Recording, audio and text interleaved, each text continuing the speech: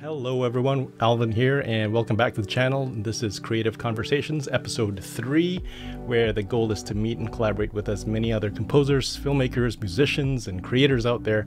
And this past week, I had the pleasure of meeting and catching up with Toronto, Canada's based composer, educator, entrepreneur, arranger, Christopher Siu. Chris is classically trained pianist. He writes and plays in a variety of genres, including cinematic orchestral scores, Broadway, musical theater style, jazz, big band, pop, you name it, and he's probably able to help you out with that. In fact, also, many don't know this, and I didn't know this, but one of his main goals in 2021 and beyond is actually to also share more of his singer-songwriter skills and talents. We'll get more into that in the interview. Anyway, his breadth of knowledge and writing styles has made him indispensable to the composer community, where he shares sample library reviews, music theory tutorials, business advice for musicians, all via his YouTube channel and his online courses, and I think even Facebook. I don't use Facebook, but I believe he's there as well. Anyway, I've followed Chris' channel for a while, and I was excited to see that he had recently landed his first film scoring opportunity called Her Pen Pal for the Hallmark channel. And what was really cool too was that it was as part of a team with Anne-Kathrin Dern, and she's a veteran film and television composer and someone that I hope to get on the show one day. And if you haven't heard of her, you should totally check out her channel.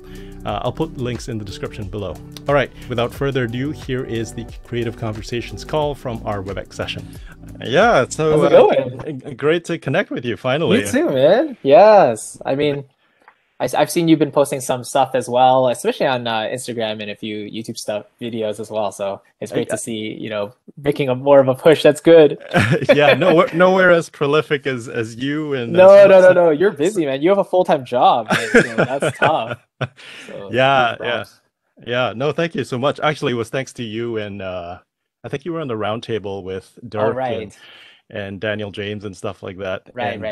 It's just some of the conversations there and recommendations of people just like, if you're not sure if you're ready or if you're waiting to post something, just do it. And then exactly. Your first few videos are gonna suck, but whatever. Just if you don't start somewhere, it'll go nowhere. So anyway, here I am, and it has been an awesome journey to be able to chat with a few people. So this is the 3rd episode of my Creative Conversations awesome series, where the first one I chatted with a filmmaker, composer.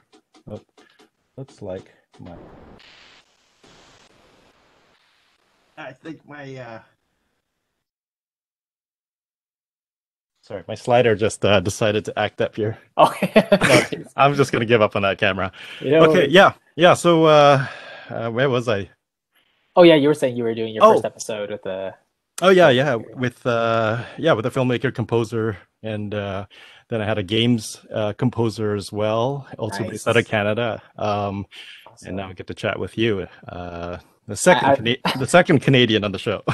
Yeah. Well, I don't think I'm nearly as prolific as either of those two people. So we'll see. Yeah. Oh, come on. Actually, I was looking at some of your YouTube stats and stuff here. So I guess in your last video you said you've been over 4 years, or just over 4 years. Well, just under 4 years. So I started under 4 years. Okay. End of 2017. So yeah, it's almost there. 3.5, I guess. Yeah. Oh wow! And you have 10,000 subs that you just crossed over in May. It looks Correct. Yeah, I think so. That's quite a milestone. Do you still remember your days when you were at 500, like where I'm at? I do, and sometimes it still feels like that. When I put up a video and it gets 100 views, it's like, all right, I know that. It comes back. I'm there. It's all good. And you have 865,000 total views so far, so that's pretty amazing. Getting close to that million mark. And I don't know how you do it. It sounds like you've been posting like 2 to 3 every week. That is a lot of content. Well, I mean, it's because, like, especially with COVID and all that, the I guess the daytime teaching stuff has kind of dialed back a little bit, and people taking more of a stay at home and all of that. So it's giving me more time to not only work on more videos, but also work on more online courses and things like that, more material for further further release in the future. So Yeah. Wow. Anyway, I applaud you for that because my first few videos, you're like I'm meticulous over everything and the oh lighting and sure, everything and the editing and it's like, yeah, oh yeah, God, yeah. how do people spit this out like every It's a week? Like balance, man, for sure. it's nuts. At Yeah. a, yeah, at some point you gotta be like, all right, that's I've got the main content, so it's just gotta go out. And the That's all that content is matters. king. Yeah, Absolutely. Yeah. exactly. Yeah. Yeah. I saw what was crazy was you have 107 sample library review videos. Really? Okay. I think You that's are, only gonna go up from there. yeah, yeah. You are like the review king. So Oh yeah, boy. and I see you on like VI Control and some of the Right. other places as well. So you're a busy dude.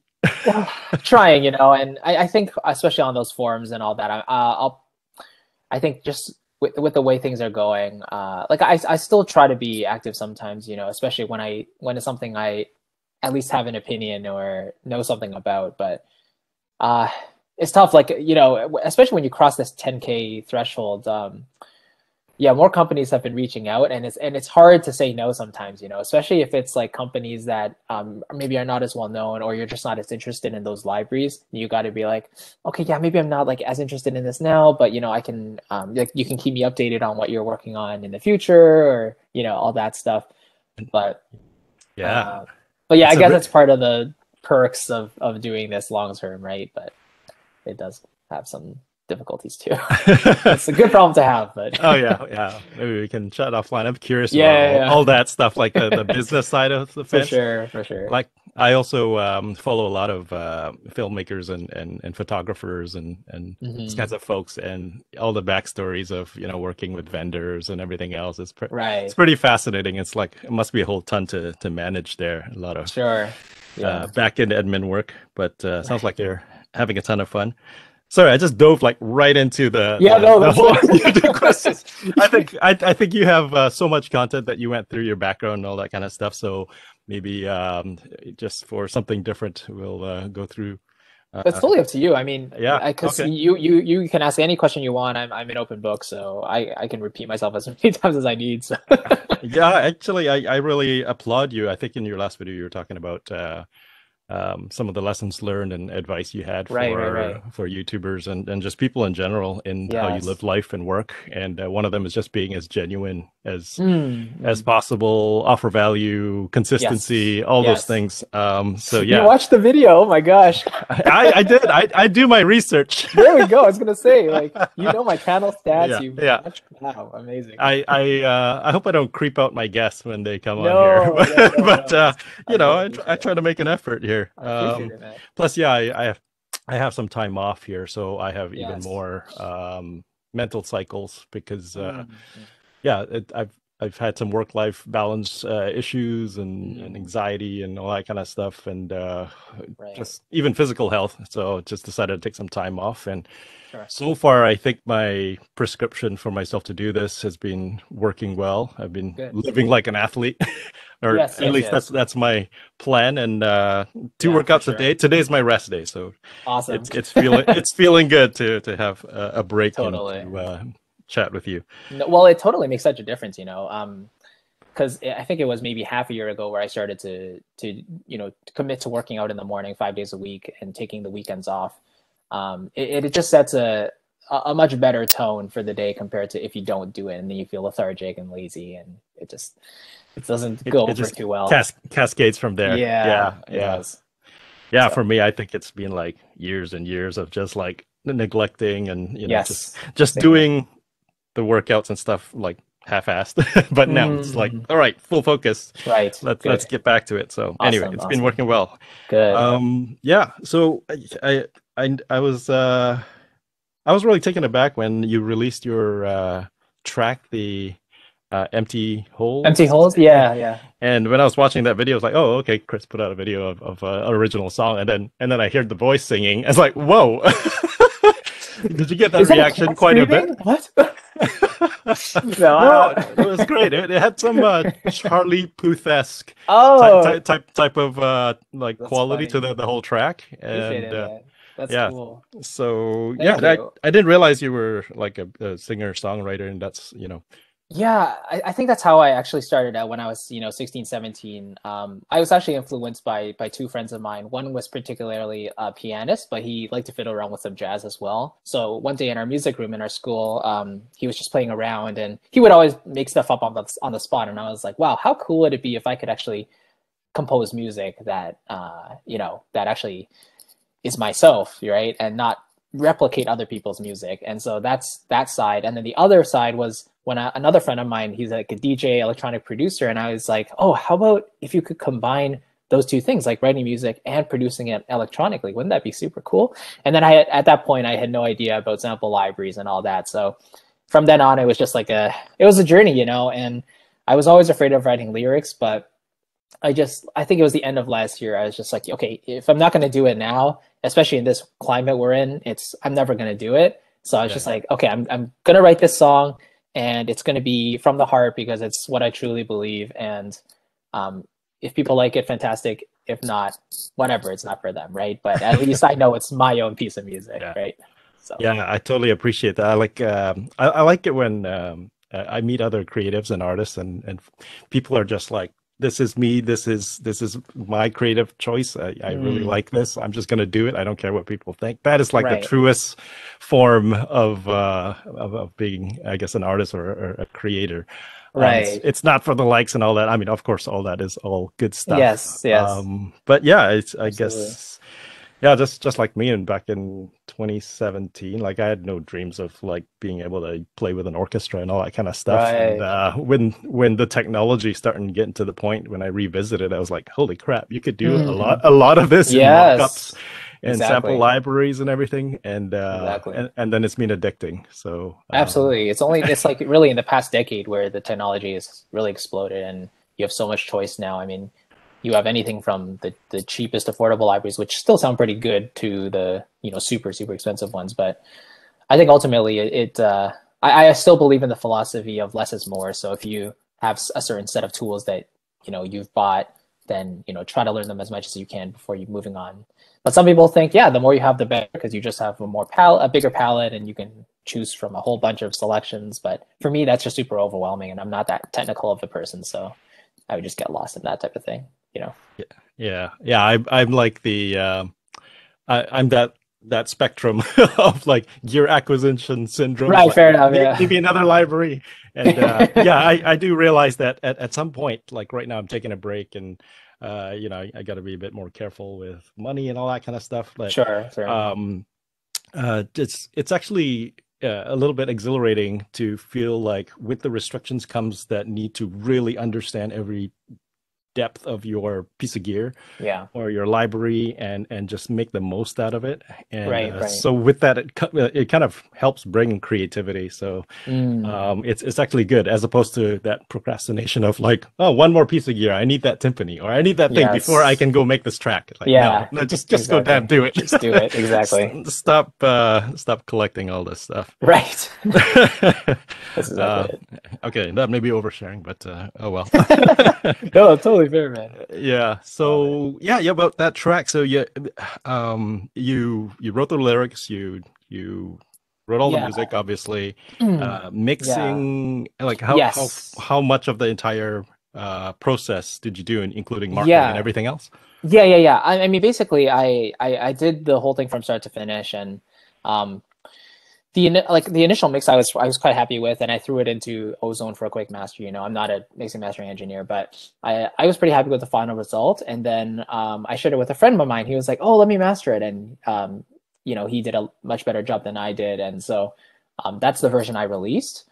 And so after that, I kind of like realized, if I'm involved in most of the process, writing, arranging, orchestrating, doing the mock-up, all of that, uh, if an outsider's perspective could enhance the song even further through mixing or mastering, that could be, interesting if they can do it better than I can, right? So, um, yeah, and that's what kind of sparked my wish of wanting to do this album, which is almost done. We're in the process of mixing the final song now, and then I'm going to send it off to the same guy for mastering, and then I'm investing in a couple of lyric videos too, because I'm trying to pick a couple singles from it, and I still have to dive into how to actually market it and release it properly, but that'll come with, I think, just a little research and looking into it. But it's been a really fun journey so far, and really, really rewarding. And I think that's literally my favorite thing to do, is write the songs that I've always wanted to write. And now that I'm not afraid anymore of writing lyrics, then and I know I can continue to improve upon that. So it's like something to continue to strive towards every song that I write, you know? Yeah. Yeah, that's awesome. So this is are you collaborating with others beyond the mixing engineer, or? It's really interesting because the mixing mastering engineers both are people I consider friends now, you know, and they both offered to do it for me for free, and someone else reached out to me and offered to do my album artwork for free as well. And so I was like, that's really nice. Awesome. You know? Yeah. And let me think. Another friend of mine played some guitars for me on the album as well. And then another guy reached out to play drums on a track for me for free as well. And so the musicians I hired for particular tracks were one on guitar, another separate guitar player, and then some musicians for a big band piece, which is part of the album too. Okay. So, Yeah. I'm excited for that one too. That's awesome. I saw you was it posted a couple months ago or something like that, where you wrote your first big band.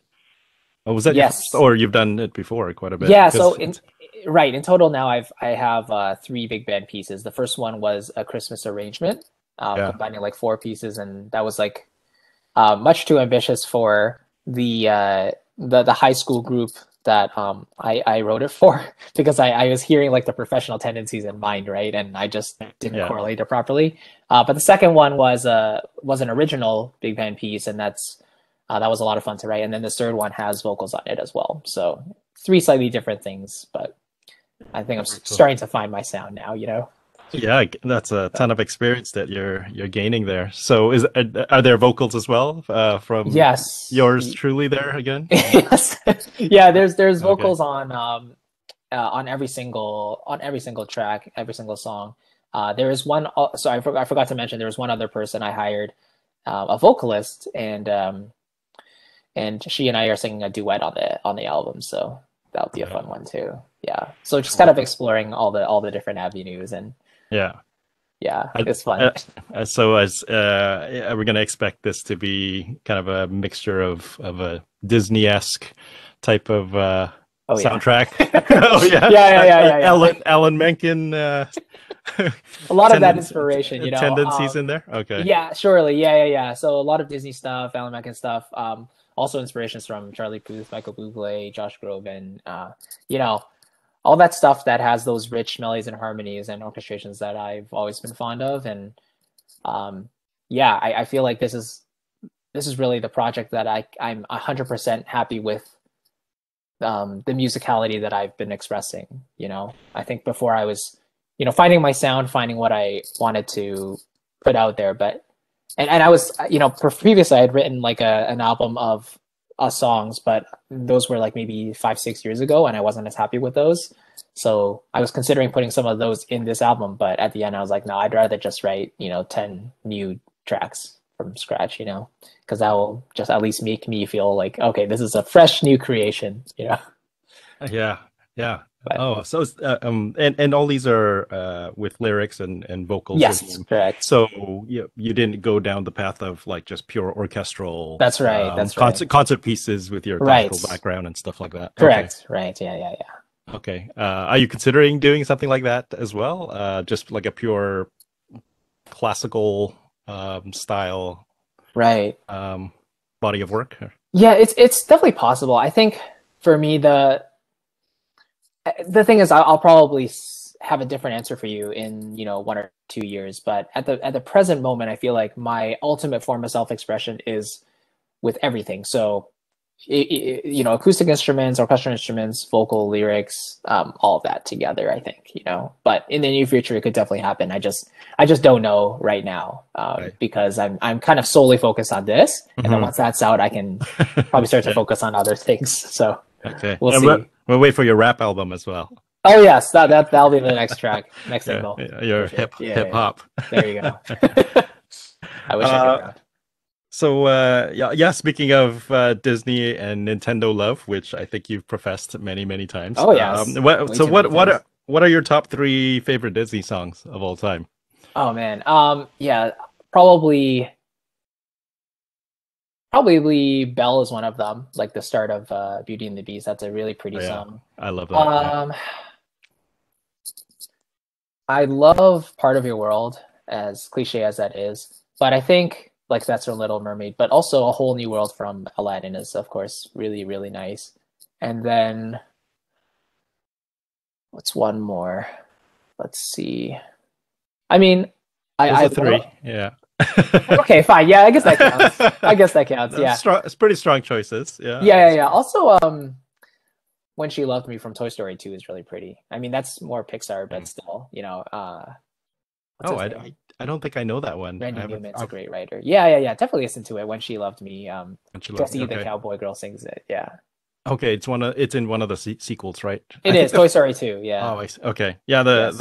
I think I watched the first one and remember it well, but the rest of the sequels are a bit gray Right. for me. Okay, I'll It's a gotta really moving check song. Yeah.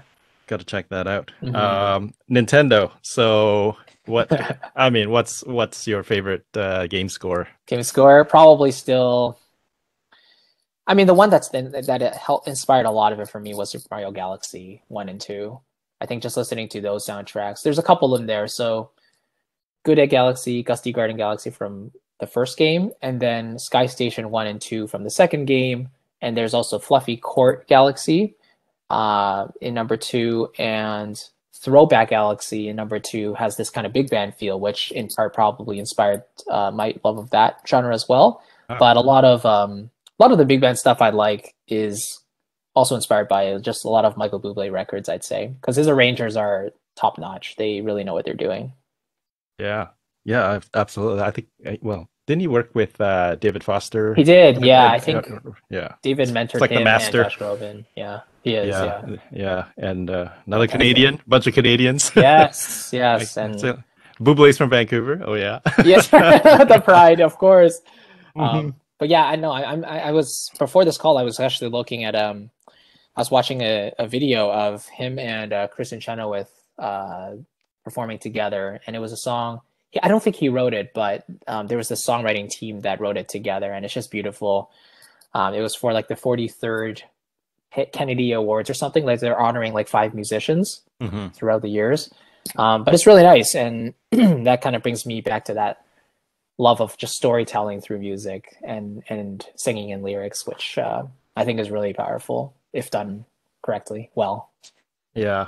Yeah, there's not enough musicals. I think it's hmm slowly coming back with a few yeah, spurts there, like Greatest Showman yes, and Hamilton was released on film that's recently, right, that's and right. that's those are all really good signs. I love it. And Yeah, Les Mis, of course. Well, right, that's right, quite a right. while back now. I'm showing my For age. sure, But absolutely. yeah. Yeah, I think it was 2012 or something. But just in terms of musical soundtracks, I feel like the days of rich orchestral themes and all that are kind of replaced by more hip hop and rap and even just mainstream pop music nowadays in more current musicals. But so I'm hoping, if I ever get the opportunity to be involved in that type of thing someday, I can write a more, Menkini type lyrical type of theme, which would be really nice. Yeah. My favorites. Yeah, that's I mean those are classics and how he weaves that all into Sure. the story and all the tempo changes and everything. It's just Yes. like holy crap. It's like Exactly. So nice. let's I'm gonna stop playing now. Yeah.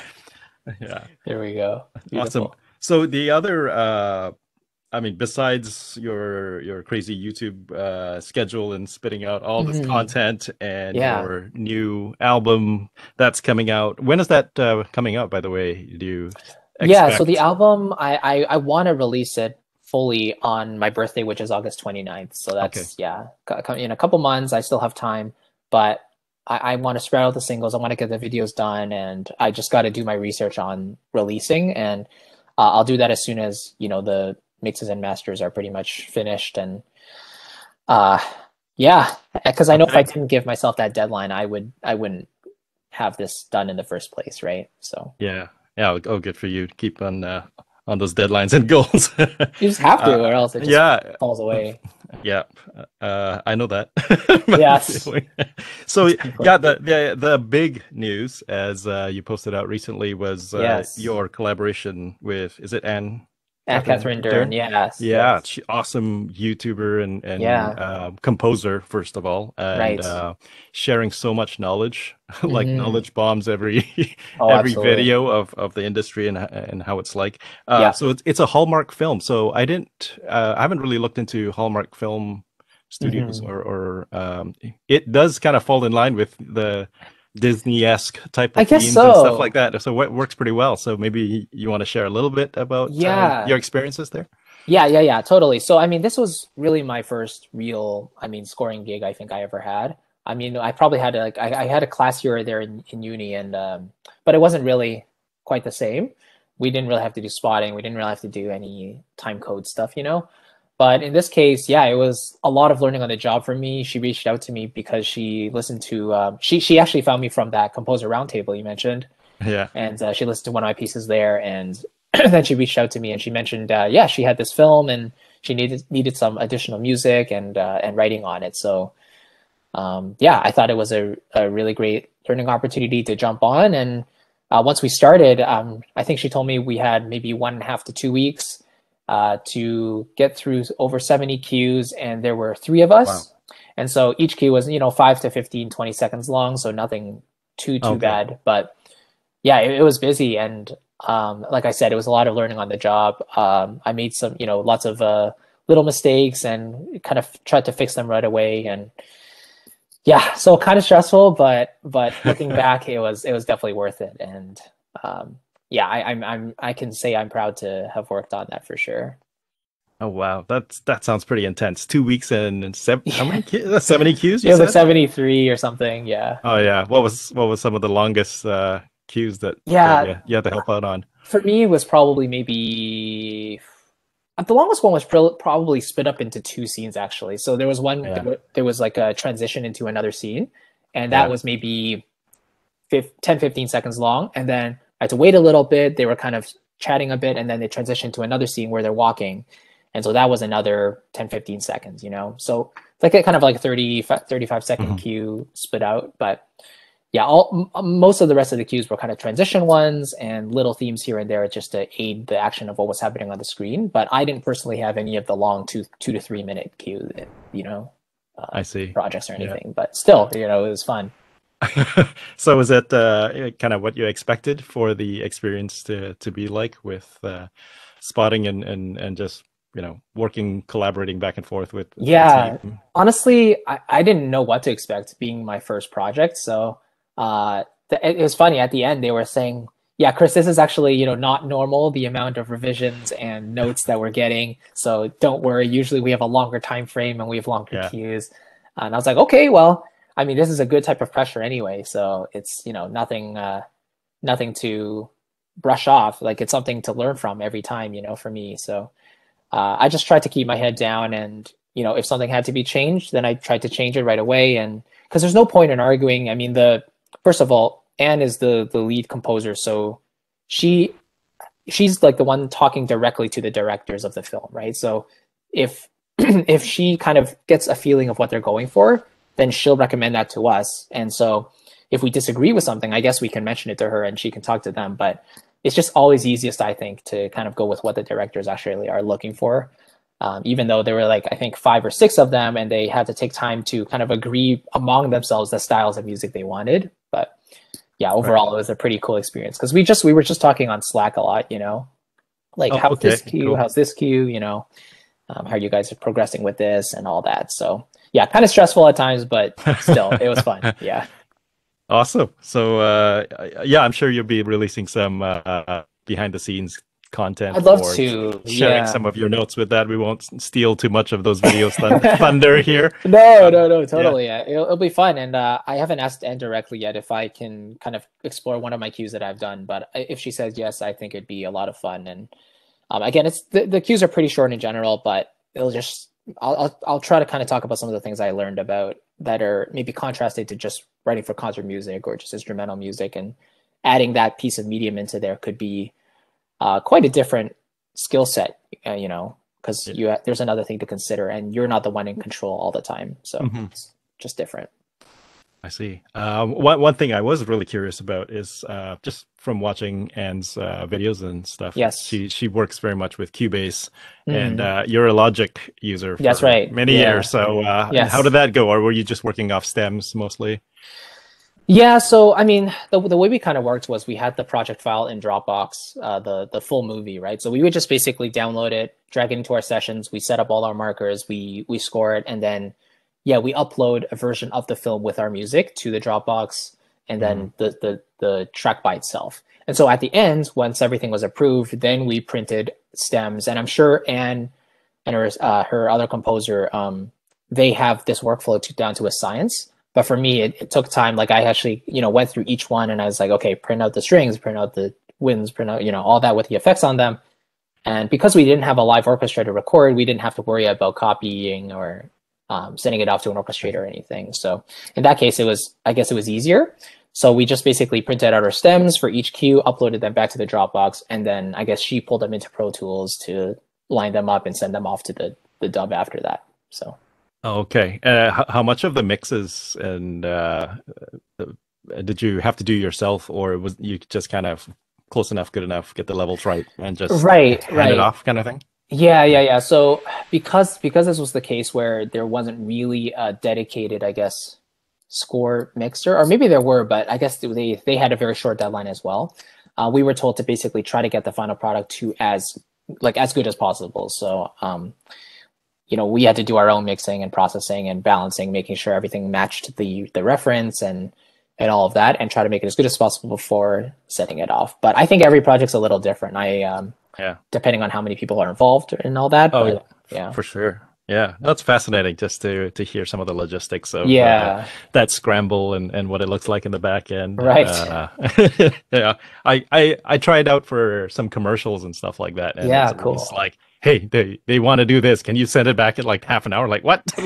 like, and again, it's like a 15-second little cue or something. Like You wanted an extra, 2 more bars? Right. Okay, let me go and see what I can do. Right. Exactly. So I can only imagine if you got like a film and there's like a release date already posted, what that might feel like for something big.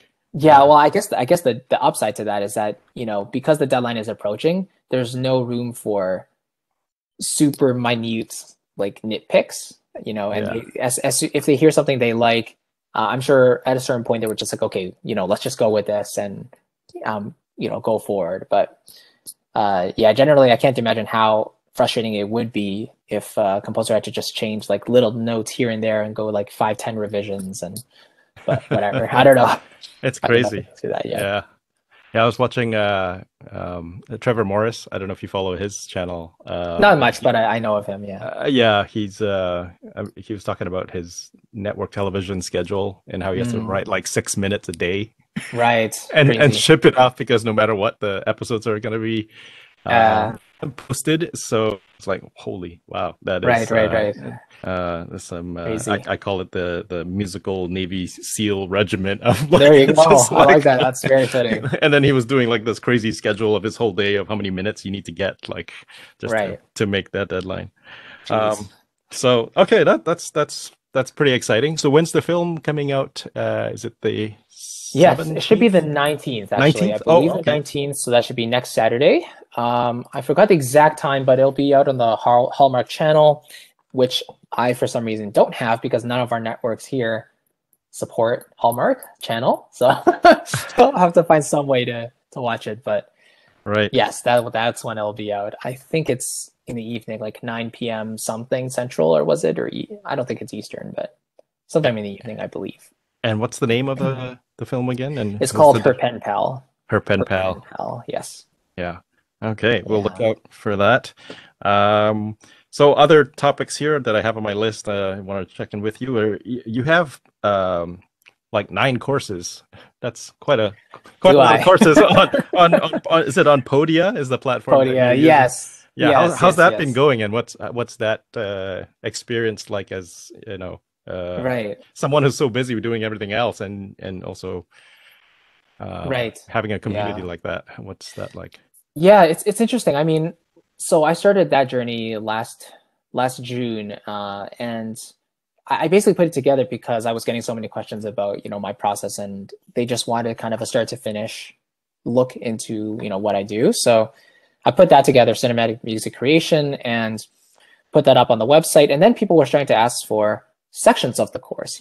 So four of those courses are actually pulled from the big course and available for individual purchase. But the great thing about Podia is just that the cost, first of all, is much more affordable than other platforms. So they charge, I think it's like 40 per month or 80 per month, and now they have a new plan. But originally that's to get your course out there. Also, you have email marketing, you can build your own like kind of website on it and all that. But I discovered over the years, and as I was making more sales, that I didn't have as much flexibility as I wanted to compared to a platform like Kajabi. And so I think it was maybe like a month ago or two months ago when I was coming close to the end of my Podia plan, which should be coming to an end sometime later this month, that I was going to make the switch to Kajabi. And I see. mainly for the reason that I was also using ConvertKit, which is an email service provider, in addition with Podia, because Podia's email options just weren't as robust as I needed them to be at that point. So I was thinking, okay, well, if I can get everything in one place that is quite robust and can do everything, then I might as well make that switch eventually. And so I kind of committed to that. And as of us talking, it was a few days ago that I signed up for Kajabi's trial. And so now I'm in the process of switching things over. And I'm also working on a new course, which is about piano skills for composers, because that's the main instrument a lot of us are working on. I got a lot of questions on that. And I would love to do another mini course in the future about some other topics. But yeah, it's been a fun experience and definitely a good learning one. So I'm excited to see how this switch will affect things, but Yeah. I think it'll be a fresh start. So it'll be So fun. so did you do that right from year one of being out there online, or did you just kind of Right, right. proliferated this just very recently? Yeah, I put the course together last June. So it Oh, was maybe okay. 2.5 years into the journey. Because basically at that time I had an audience, more of an audience, and I also had my email list, which was building. So I was able to give them something and not just put something out there and have no one to share it with. Because that's, Yeah. I think, something that a lot of people do is that they want to build something, they're really excited about it, and then, excuse me, they put it out there, but then they don't have anyone to share it with, and then they end up resorting to Facebook ads and YouTube ads, and Hmm. then that's a waste of money, even though you might get a few sales here and there. But I think organic content is the best way to get yourself out there and build your Yeah. audience that way. Yeah, you had the perfect audience on your channel for the type of content that you were making there. So, Right. sorry, yeah, we're diving more into the entrepreneurial side. Yeah, I'm down to talk about that too. This, No, yeah. this is very neat. I mean, like, a lot of musicians are like myself. It's mostly a hobby on the side, like just Yes, enjoy this yes. stuff. And but for those of you who are looking to have multiple streams of income, this is I guess one successful example of how it's done, of building an audience, having other projects on the go with films, and I think you also teach in person piano. Is that so? What's some of your ratios of time here? Like, Right, that's how do you do this? What's in your pie chart? that's the Like, question, isn't it? Yeah, how yeah, much on yeah. courses versus YouTube videos versus? Right. So can you share some of your Yes, time yes. management or? Yeah. Yes, absolutely. I mean, I'll share kind of what my traditional week would look like maybe before the pandemic or something last year, and then I'll tell you how my schedule looks right now. So previously, I would say uh, maybe let's say 40% of my workday is comprised of teaching, and that goes to more like 60, 70% on the weekends because that's when kids take time off school, right? So And when um, you're saying teaching, I guess for those who don't know Chris as well, he teaches piano. correct, yes. Is that right? Okay. Yeah. Piano theory, basically I'm trying to veer more into songwriting, composition, and orchestration now because for me, I just have more, Experience, oh, I would say more interest, more interest. passion Oh, about okay. those Yeah. topics myself, Hmm. even though piano was always something that I relied on for music making. But I think the act of just creating is more exciting to me. So anyway, that was my schedule before then. So Okay. Yep. 40% of my work days were kind of based on that. And then, so that means in the mornings and early afternoons, I would have more free time. And that's when I would try to record videos, and I would do some freelance work there on the side as well. Um, my, yeah, and then just over time, it was March of last year, 2020, that I decided to put out one video per day for the month. And that really sped up the growth of the channel quite a bit. I think I probably was at 2 or 3 thousand at that point, and then it sped it up to 4 or 5, Wow. by the end of the month or coming months after that. And so yeah, I started getting more sponsorships there, and which made me have to do more videos, and I'm still working on those, of course. But the current rhythm is 2 videos a week. I'm fortunate enough now that I've batched a whole bunch of videos to go out every single week. I have about a month and a half in advance currently. But if there's new Wow. things that I want to talk about, record videos on, then I'll do that, and then I'll just slot it into the schedule where appropriate. But that frees me up to do uh, more private teaching, which is currently a little bit less because the pandemic is still kind of affecting lockdowns currently. But as that lifts up, the teaching will probably go back up to 30-40%. I want to advertise songwriting and orchestration lessons a little bit more as well, because I do have some students there and they really enjoy that. And for me, it's fun as well. And then I want to spend more time working on courses as well, building stuff in Kajabi and just offering more value to people who are interested in the content I create. And then, yeah, and if that passive income stream continues to build, then I'm hoping that I can continue writing more music that I've always wanted to write. And there's no pressure to do that.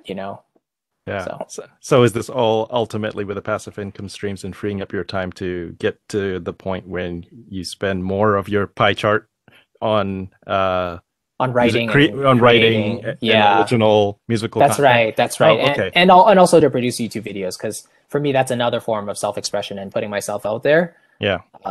And I've been using education as a way to do that, and that seems to be working. And I've learned a lot in the process while doing that. A lot of people are very fortunate as well that they can just put their music out there and it really attracts that certain audience, and then they build really quickly. But for Hmm. me, I found that doing this has helped me to get a pretty loyal audience so far, and I continue to plan on doing this as long as I can. It is a long-term game, and Yeah, you have it, to enjoy it. you And do have to enjoy it. yeah, Yeah, it has to be like something you're interested in. I'm amazed by your consistency. Did you say one every day for the entire month? Of March, yeah, last year, yeah. Oh, smokes. It's not like a 1 week challenge or something like Oh that. no. It's one a day only. Well, it Um, was, yeah, yeah, it was tough. Like there were moments where I was like, oh shoot, and yeah, I think there was one day I recorded maybe uh 3 or 4 videos that day, and then I scheduled them to go out that week, right? And I was yeah. like, the next couple of days, I was like, okay, I can take a break. But by the third day, I was like, oh shoot, I need to record more videos for the next week and continue. How do you come up with all this content? Like it's just like you have a giant backlog of all these Right. ideas. Like for me, it's always like lame. No, I can't. Nah, forget that. Uh, Like it's just pretty dry. yeah, it's interesting. There's actually a method to getting it all out. It's like getting your ideas out onto a piece of paper, um, and then then the focus is off of creating. Then it's all on actually producing, right? And actually coming up with those ways of getting it out there. But yeah, one effective way to do it I've learned from Graham Cochrane is basically to get away for a day or two, and then open your notebook, sit down, and create 4 different buckets, he calls it, Okay. topic ideas, 4 different categories, and then write 12 different video ideas for each bucket. And so that way you have 48 video ideas for the year, if you assume it's one per week. And then you have your entire list planned out for the year. And if you want to add stuff in addition to that, you can always do that later, right? But that's just a really effective way to just get ideas out there quickly and down, so not to feel pressured. Awesome. I love these kinds of processes or systems you can put in place where it Yeah, kind of rails you into the right direction. sure. Okay, I got to look into that. Yeah, What's his name again? Graham Gra- Cochrane. Graham So Cochrane. Graham and Okay. then yeah, Cochrane. So he has two channels. He has the Recording Revolution, and he also has Oh, that Graham. Okay. No. yes, Okay, I get it. yes, Okay. Cool. and Yeah. he has his own business channel that he started a couple of years ago. And I've relied on his content a lot for inspiration, giving me direction for the past year or so to get into the online business stuff. See. So. Actually, that was another question Mhm. I had was, yeah, who do you look up to and follow in the industry in terms of helping you out either musically or on a business side of things? Yeah, So yeah, Graham's sounds like one of them that you've been watching for yeah. a while. Yeah, I mean, I started watching Graham because I was probably learning. I wanted to learn how to mix at a very basic level, and I wanted to understand how to record myself properly, you know. And Graham had a very approachable way of explaining these types of things, so I found his content very relevant, and so I started to watch that stuff. And when he started his second channel, that I was at that point, I think in my second year of university, so I was thinking, Mhm. okay, and at that point, he's starting to upload videos about building an audience and being consistent and staying on top of things. And I was like, wow, if I can start doing that now, then when I graduate, I might actually have something to continue to build on top of, right? And that was Mhm. when I started to start teaching piano as well. So it was all with the goal of having something to do after graduation and not just, sitting at home and doing nothing. So, Yeah. so that's when I started the channel, and I've been, yeah, watching his content a lot.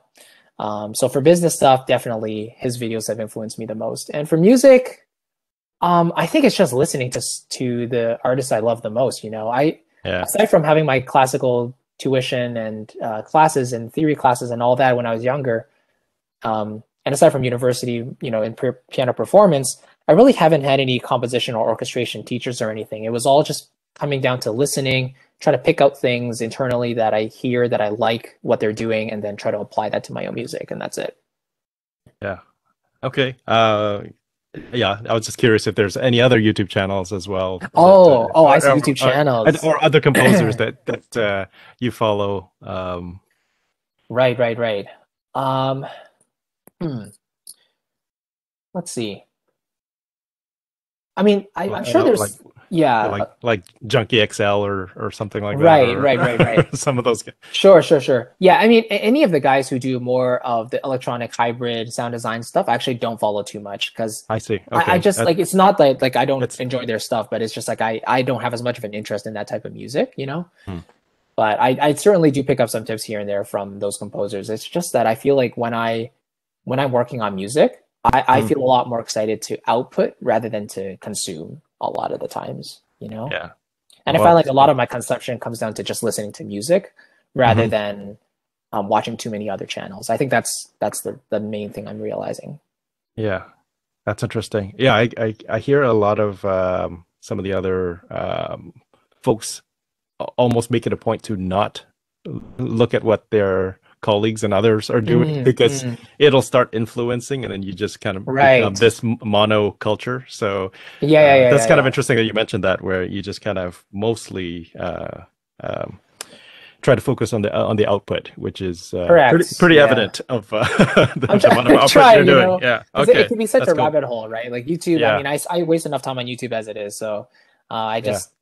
like, yeah, whenever I have the free time, I'm trying to either work on something or create a piece of content or, something like that. But if I I see. spend too much time on YouTube, I know I'm just going to waste hours. So, Yeah. You mentioned so you got your courses going. You have a yes. composing community that you're Yes. like building an online forum or some sort, or Correct. what's Yeah. that? So basically, this is going to come out at the time of this recording, hopefully next week or the week after. But it will basically be a membership community inside of Kajabi. So it'll be a Oh, subscription okay. platform, but it's I'm basically thinking of putting out a workshop per month, and also there'll be like Q&A sessions and track feedback things, like a lot of the things that people have been asking me for the most. I'm really going to be diving into that and going full speed on that. So it'll be different compared to the online courses, of course, because it'll be a continuous process. And as each month goes by, I'll kind of learn from my members, and they'll suggest topics to cover and all that. So yeah, it'll be fun. Okay, something to look out for. Uh, okay, so I guess we're getting close to the amount of time. Yeah, no worries. You've been This is kind fun. enough to No, join. no, no. It's a pleasure. So maybe I'll fire you with some rapid fire ones that Okay, let's I do try it. to send or try to fire off at folks. So if you weren't a musician, what would you be doing? Probably a tennis player. And I don't know Oh, I don't know how like the tour works, and I don't know how hard it is to grind out the practice, yeah. but my other passion is tennis. Or I would want to travel and be a food blogger or something, because I'm just Oh, a foodie to no end. why, So why not? You can have a separate Christopher Siu yeah, a lot of people confuse me with the consumes. actual baker, Chrissy, who just won the Master Chef. So Oh, that's funny. Actually, I Googled your name yesterday, and I was yeah, like, yeah, what's this? Oh, you won yeah. Yeah, some crazy award. that's not me. And He's it's super like, smart. He studied yeah. pharmacy at U of T too. So Okay, that's yeah. hilarious. Yeah, don't Google Alvin Wong. Like I could be a doctor, I could be Yeah. an engineer, like I could be a whole You are bunch an of things. engineer. There we Yeah, go. that's true. Okay, cool. Tennis. So Yes. you play a ton, I guess. I try to. I That's your mean, main exercise, yeah, I guess. it is. Yeah. Yeah, when I'm Okay. outdoors, that tennis is the main thing I'll go to, because I don't think I've played it enough to the point where I'm tired of it. I play hmm it, casually with friends, and then we record our sessions, and I like to make highlight videos from those. So it's fun. You record your tennis sessions I and do. make I do. oh so some of your I YouTube record skills everything. Yeah, I have a come tennis channel too, man. You do? I Oh, do. oh, you're a joke. Yes. Oh, you do. Wow. I'm Okay. not. Yeah, yeah, yeah. For Maybe we real. can. I'll share it in the description below if you want. Yeah, no, it's literally called Tennis Rallies, and the Okay. series is called Casual Tennis. So it's nothing that special. Okay. Cool. Okay. If you had no money, no object, dream instrument, what would it be? Uh, Dream instrument. Well, I feel like the piano is probably still the most expensive instrument, right? Or well, at least up there. But aside from piano, I guess. Like a specific piano, type of piano model. Right. Well, I feel like because my parents invested in a Steinway when we were really young, so that's the one I use Okay. to teach on and all that. But I think another, excuse me, instrument that would be cool to learn would be maybe the cello. That could be really cool. I've always wanted to learn maybe like the oboe or an English horn or something. I tried trombone in high school as well for a little bit. That was kind of fun, but yeah, maybe a bit Yeah. of trumpet as well. But yeah, I guess I don't really think too much about that, just because the piano for me is always the vessel through which I produce anyway. So Yeah, it's super versatile it and is, can yeah. cover, massive ranges and Right. okay, and you've got a Steinway, so Yeah. it's I didn't you're buy it though, so I that's can't take already credit. awesome. But so it sounds like you're secondary if you were magically bestowed with Yeah, instant skills and everything else, that's it'd be right. the cello. I And think so. That would be really pretty. okay. And then third would be dabbling with some horns That's of some right, and some or brass woodwinds. instruments. Yeah, Yeah. exactly. Oh, woodwind. Okay. Yeah. Um, okay, when you write music, Yes. melody or harmony first? Uh, for the most part, melody with harmony at the same time. So usually, if I hear a certain theme in my head, I mean, Yeah. usually my songs always stem from themes, always melodies, usually, or it could be a certain hook. But I know that if I can remember it, then someone else can remember it, because my attention span is not that long. So if I can remember a certain motive or theme, easily, then I can be pretty sure that someone else will as well. So usually when I hear a certain theme, I'll already know the key and the harmony I want underneath. So it's just a matter of time before I have to get to the keyboard and put it into Logic, and then I can produce it later. Yeah. I find that interesting too. Do you I know some people just kind of shotgun approach on the keyboard or Mm. piano, but others will really think about what it sounds like in a pretty well-formed phrase or sentence, Mm-mm. and then go to recreate what they're listening to, which Right. it sounds like you're kind of the latter, where you can already imagine what that whole Yeah, yeah. I mean, for the most part, I guess it really depends. Like sometimes I'll have it arranged in my head, and I'll kind of know what instruments I want to play it. yeah.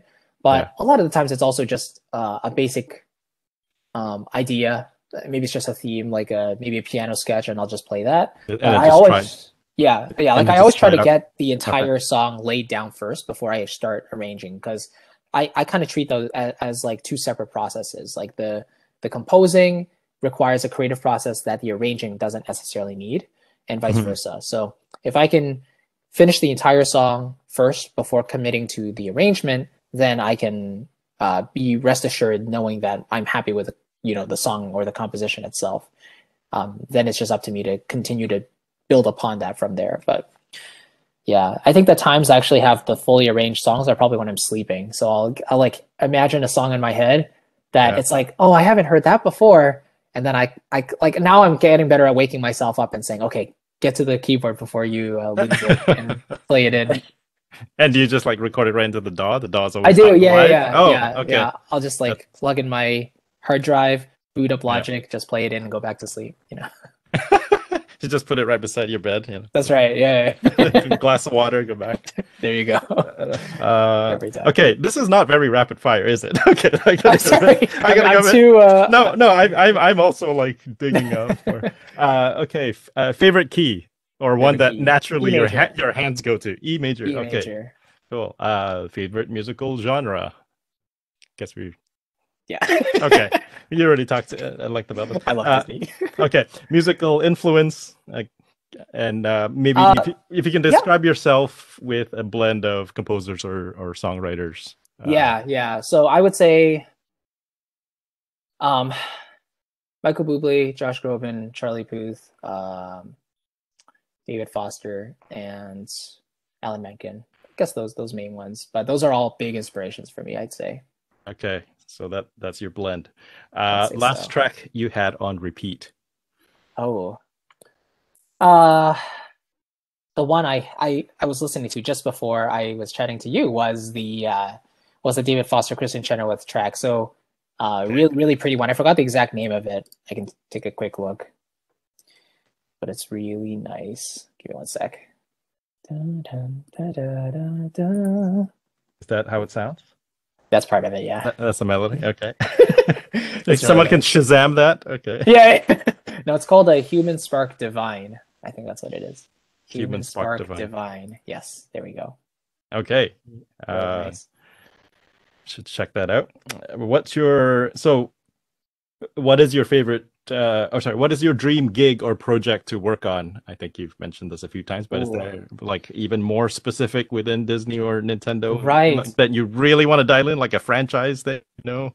Yeah. I mean, I've said from the beginning I kind of wanted to write and arrange for Disney or Nintendo in some way, because those are kind of my big influences. Even if it's just working with one of those top guys, Alan Menken or anyone like that, that could be super, super fun. And then having it or seeing it on a certain show or anything.